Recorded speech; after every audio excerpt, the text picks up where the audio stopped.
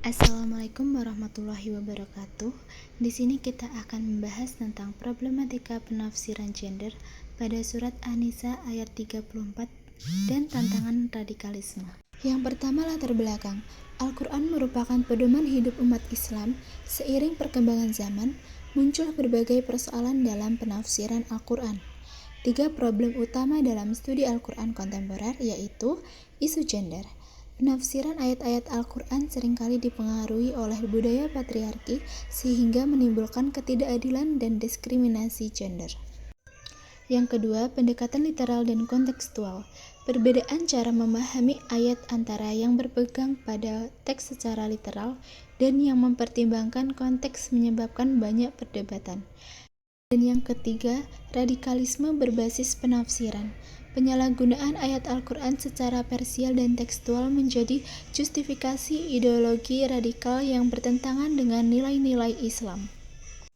Berdasarkan latar belakang di atas, terdapat 5 rumusan masalah, di antaranya yaitu yang pertama, apa saja problematika utama dalam studi Al-Quran. Yang kedua, bagaimana problem gender mempengaruhi penafsiran ayat-ayat Al-Quran. Yang ketiga, mengapa terjadi perbedaan pendekatan literal dan kontekstual dalam memahami Al-Quran. Yang keempat, bagaimana penafsiran Al-Quran dapat disalahgunakan sehingga melahirkan radikalisme. Dan yang kelima, bagaimana solusi yang tepat untuk mengatasi berbagai problematika dalam studi Al-Quran. Selanjutnya, metode penelitian.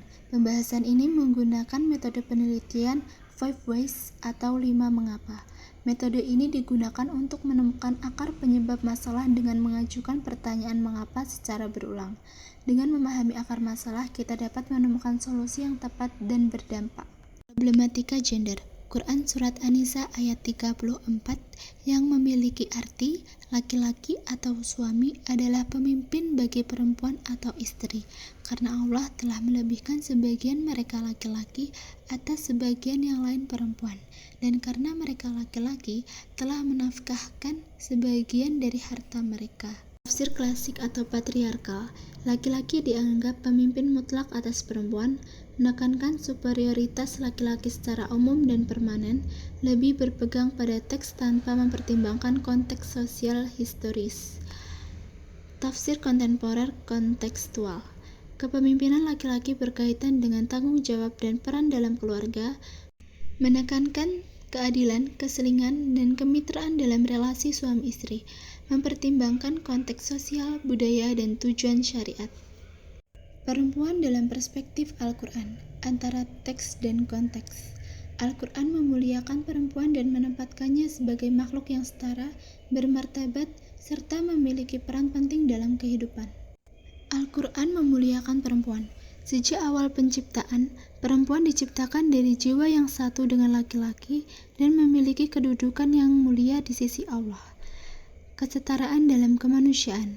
Al-Quran menegaskan bahwa laki-laki dan perempuan memiliki kesamaan dalam nilai kemanusiaan dan tanggung jawab sebagai hamba Allah. Peran strategis perempuan. Perempuan berperan penting dalam keluarga, pendidikan, masyarakat, serta pembangunan peradaban Islam sejak masa Nabi hingga masa kini. Ketidaksetaraan bukan ajaran Al-Quran. Banyak bentuk ketidaksetaraan terhadap perempuan lebih dipengaruhi oleh budaya patriarki dan tradisi sosial, bukan oleh sejarah Al-Quran. Literal dan kontekstual. 2 pendekatan dalam memahami Al-Quran. Pendekatan literal berpegang pada teks secara langsung, fokus pada teks, memahami ayat sesuai makna harfiah tanpa banyak interpretasi, menjaga kemurnian ajaran, dianggap dapat menjaga keaslian pesan Al-Quran, kurang fleksibel, sulit menyesuaikan dengan perubahan zaman dan konteks sosial, beresiko salah paham, dapat melahirkan pemahaman sempit, fanatisme, dan sikap ekstrim. Pendekatan kontekstual, memahami ayat sesuai konteksnya, memperhatikan konteksnya, memahami ayat dengan melihat sebab turun kondisi sosial, budaya, dan tujuan syariat.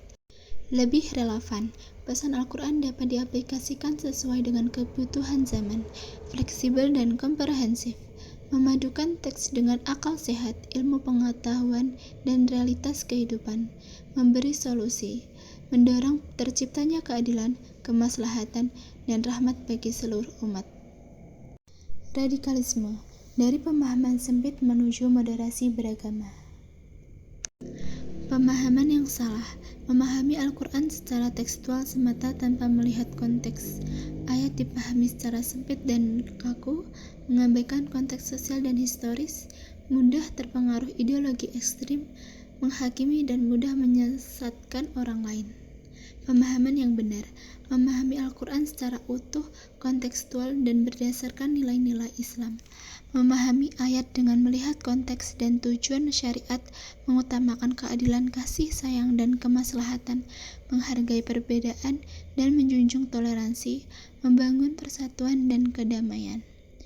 Quran Surat Al-Baqarah ayat 143 menjelaskan, dan demikian pula kami telah menjadikan kamu umat Islam, umat yang adil dan pilihan agar kamu menjadi saksi atas perbuatan manusia dan agar Rasul Muhammad menjadi saksi atas perbuatan kamu. Dari pemahaman salah ke radikalisme seperti pemahaman sempit, mengabaikan konteks, sikap inklusif, fanatisme berlebihan, dan radikalisme kekerasan. Dan tujuan Islam, rahmatan lil alamin, kasih sayang bagi semesta alam, keadilan, perdamaian, dan persatuan. Menjaga keseimbangan, kunci memahami Al-Quran secara kafah. Memahami Al-Quran membutuhkan keseimbangan antara teks dan konteks, antara nilai universal dan realitas partikular. Pendekatan literal. Resiko, teks kaku dan tidak relevan dengan realitas zaman. Dampak, sikap eksklusif, mudah menghakimi dan intoleran. Akibat, teks suci digunakan untuk membenarkan kekerasan dan pelecehan.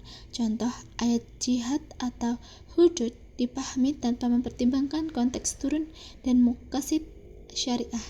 Pendekatan kontekstual. Resiko, teks kehilangan otoritas dan makna aslinya.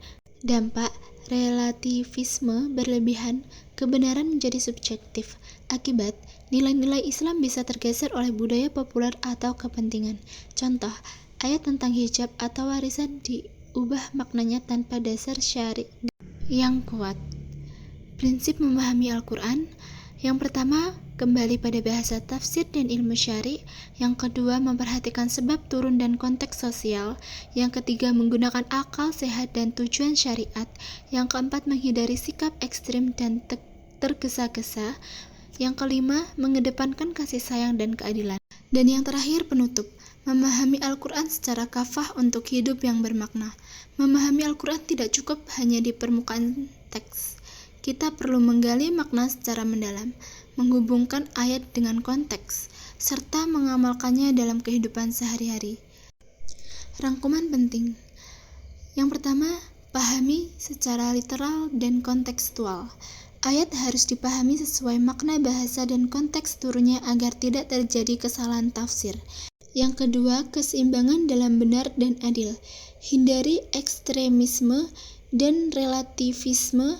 Tegakkan kebenaran dengan keadilan, kasih sayang, dan toleransi. Yang ketiga, integrasikan dalam kehidupan.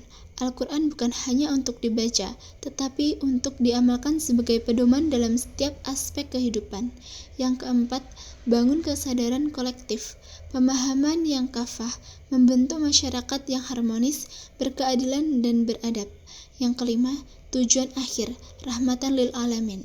Pemahaman Al-Quran yang benar menghadirkan keberkahan bagi diri sendiri, keluarga, masyarakat, dan seluruh alam semesta. Demikian pemaparan materi tentang problematika penafsiran gender pada surat An-Nisa ayat 34 dan tantangan radikalisme. Semoga ilmu ini dapat bermanfaat bagi kita semua. Terima kasih. Wassalamualaikum warahmatullahi wabarakatuh.